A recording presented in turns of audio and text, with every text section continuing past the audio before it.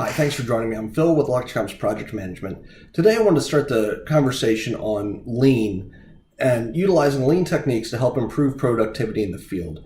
In Lean, there are 7 areas of waste that are looked at to help identify where we can improve our process in order to be more effective and cut down on wasted time.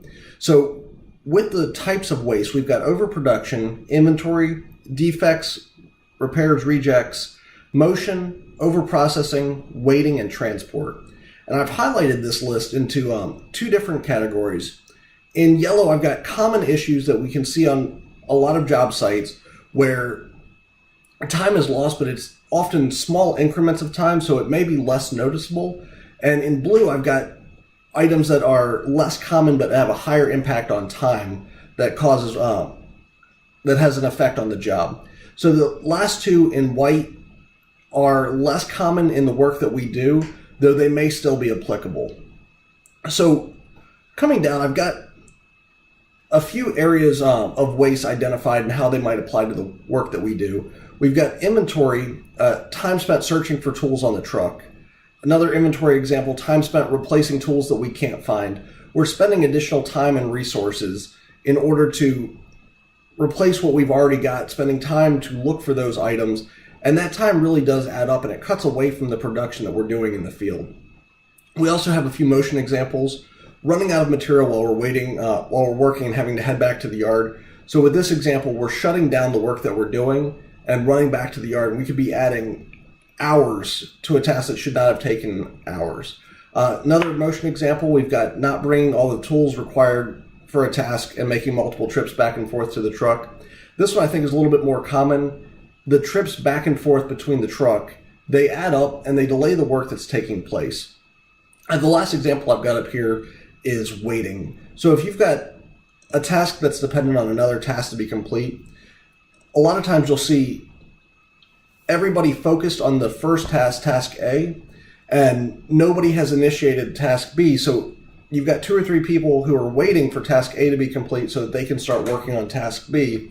But oftentimes there's prep work that we could get done ahead of time. And we'll get more into that in a later video. But how much does all of this time really add up to? And what effect does it have on the jobs? So I've got a spreadsheet that kind of breaks it down for us to help us look at how much time is lost for each of these tasks. So if we look at, on an average day, we're losing, say, 15 minutes to look for tools, look for inventory on the truck. What does that add up to in the long run? So it takes away about 15 minutes from each employee, which works out to an hour for the day. Coming over, we've got 4 hours for the week.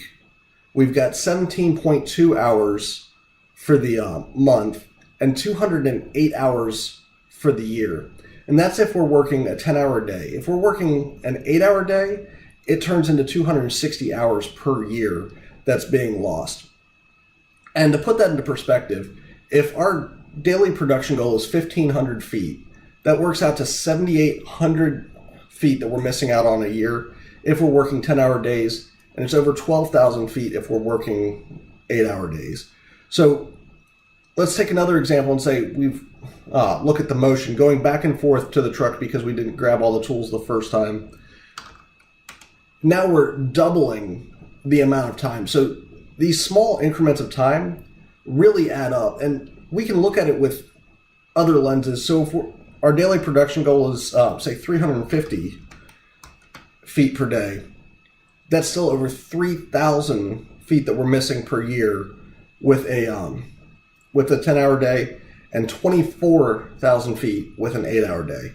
So being able to look at those areas of lean waste and identify areas where we can improve can have drastic impacts on the bottom line, because the time that we're able to focus back towards production, getting a few extra feet per day, in the long run, move us much farther in that project and save on the bottom line. So take a look at the areas of lean waste and see how you can improve your job sites to increase productivity without increasing the workload. I appreciate your time. If you've got any questions, please let me know.